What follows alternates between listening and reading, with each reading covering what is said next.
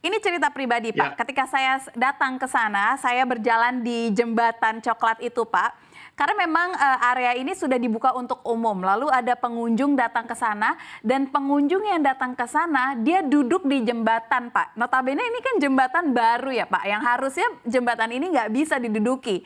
Ini jembatan bukan untuk diduduki oleh masyarakat. Lantas yang menjadi pertanyaan saya sekarang selanjutnya, bagaimana memastikan pemeliharaan dari seluruh fasilitas yang sudah dihadirkan di IKN, Pak? wah ini memang betul-betul nih pertanyaan nih Mbak Saf nih pertanyaan yang sangat penting. Jadi sebetulnya bukan hanya pemeliharaan, tapi dalam konteks aset manajemen ya. Jadi aset-aset yang sudah jadi itu bagaimana memanagenya, termasuk di dalamnya adalah operasi dan pemeliharaannya. Nah ini memang pemeliharaannya akan dimulai secara bertahap, akan dilaksanakan oleh otorita IKN. Ini misalnya seperti infrastruktur dasar hunian, bangunan gedung, area-area taman tersebut menyangkut kepada pemeliharaan, kebersihan, dan sebagainya. Ya, itu saja akan mulai 2025 akan dicoba secara bertahap oleh otorita IKN. Kecuali mungkin nanti seperti bandara, bandara VVIP itu akan menjadi kewenangan Kemenhub. Kemudian kalau istana, kantor Kemensetnek dan juga Wapres itu biasanya adalah bukan biasanya akan dibicarakan, mungkin itu akan menjadi kewenangan dari Sekretariat Presiden, kompleks ke istana gitu. Tapi kalau yang lain-lain itu akan menjadi kewenangan atau tugas dari otorita IKN untuk melakukan operasi dan pemeliharaannya. Mm-mm. Singkat Pak, tadi walaupun bandara VVIP ini akan menjadi ruang lingkup dari Kemenhub, berarti bandara VVIP ini akan menjadi bandara yang berbeda lagi atau siapa yang akan bisa datang di bandara VVIP ini, Pak? Kalau saya lihat kemarin bandara VVIP Iya, memang kalau masih betul. jauh sekali ya, Pak, belum jadi apa-apa gitu, Pak.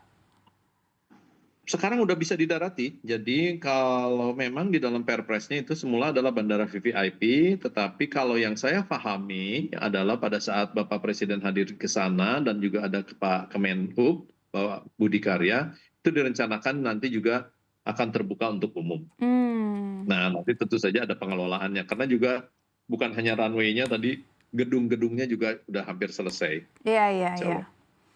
Hmm. Pekan lalu Presiden Jokowi juga meresmikan rumah sakit. Sebenarnya sudah ada satu rumah sakit yang sudah beroperasi, lalu ada rumah sakit baru juga yang akhirnya diresmikan. Bagaimana dengan fasilitas penunjang lainnya, Pak, untuk bisa mensupport adanya rumah sakit ini bisa beroperasi di sana? Ya betul. Jadi memang begini, ini ada salah satu timing yang saya kira menjadi program otoritas sekarang, yaitu test case-nya adalah pada diperkirakan sekian ribu, kalau tidak salah 1.700 ASN akan mulai berkantor di sana pada Januari 2025. Tentu saja ini akan didukung oleh fasilitas-fasilitas. Mulai dari di mana mereka nginapnya, di apartemen ASN. Di mana mereka ngantornya akan diatur di gedung-gedung Kemenko yang sekian belas buah itu, dari 16 mungkin sekitar 12 atau 14 sudah akan selesai. Kemudian seandainya mereka sakit, kemana? Itu kita akan sediakan, misalnya rumah sakit Hermina, rumah sakit Mayapada yang diresmikan sudah ada. Kita juga pikirkan seandainya ada anak-anak itu ASN itu membawa keluarga yang memerlukan sekolah, bagaimana pendidikannya. Nah itu sudah ada programnya.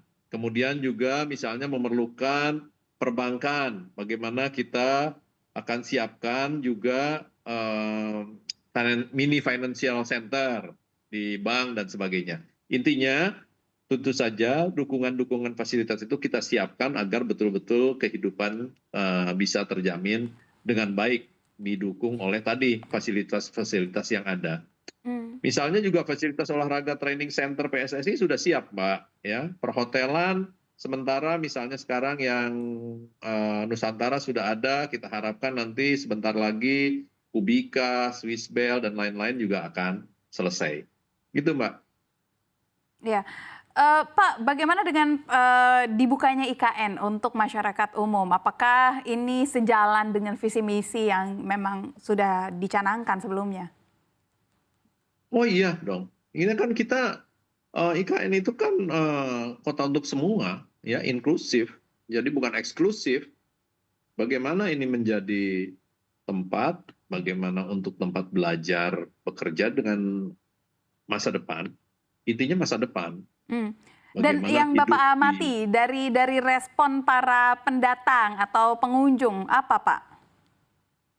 wah, nanti nggak fair kalau yang saya sebutkan. Sekarang pengunjung makin banyak ya, makin banyak sekali sampai kita harus mengatur itu karena kan kita atur terutama yang umum. Ada dua klasifikasi sekarang pengunjung. Pengunjung umum, mereka lebih banyak berwisata, ingin tahu ya dan merasakan, komentarnya sangat positif baik di sosial media ataupun langsung yang kami dengar. Kemudian juga adalah yang kedua adalah ASN dari kementerian-kementerian sudah mulai mengirim tim-tim pendahulu, tim pelopor untuk melihat ke sana. Nah, bagaimana kita memastikan bahwa semua itu dapat terfasilitasi, ya. Kalau pengunjung umum saking tertariknya, boleh nggak saya cari rumah di sini, beli tanah di sini. Nah, ini yang sedang disiapkan semua jawabannya dengan program-program oleh OIKM. Oke, Pak, ini juga mungkin pertanyaan saya pribadi. Ketika saya datang ke sana, saya merasa kesulitan air bersih nih, Pak. Nah, apa mungkin solusinya, Pak? Ketika saya datang ke sana, saya Enggak, di kesulitan air mana? bersih. Di dalam IKN-nya Di mana? memang saya tidak kesulitan air bersih, tetapi ketika saya berada di sekitar IKN, saya ngerasa saya kesulitan air bersih. Gimana, Ya, Pak? jadi begini, sebetulnya sebelum ada IKN, ya Anda berada di Kecamatan Sepaku, itu sudah ada air minum. Sudah ada air bersih, maaf, air bersih. Sistem air bersih sudah ada. Nah, memang development-nya sangat cepat di Sepaku itu, banyak sekali sekarang penginapan dan sebagainya, toko-toko dan sebagainya, sehingga jumlahnya kurang memadai.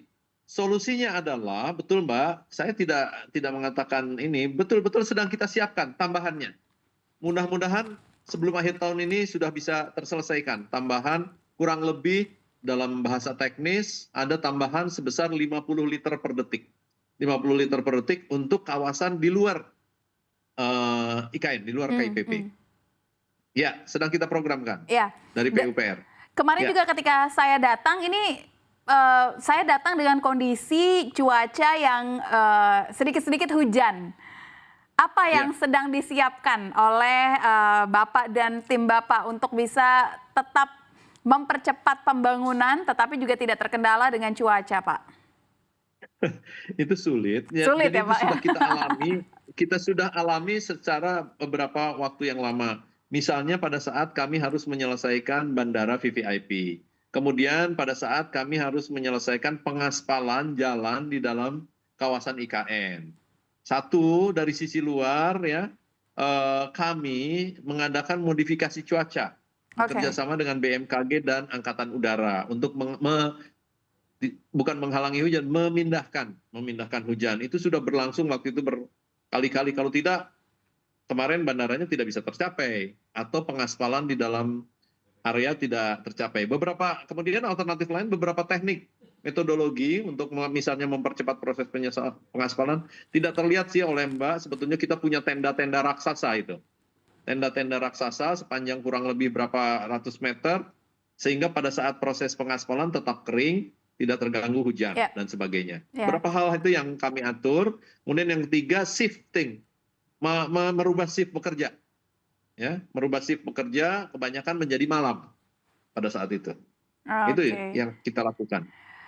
Ada target tertentu yang mungkin ingin dikejar menyambut pemerintahan baru ini, Pak, untuk EKN?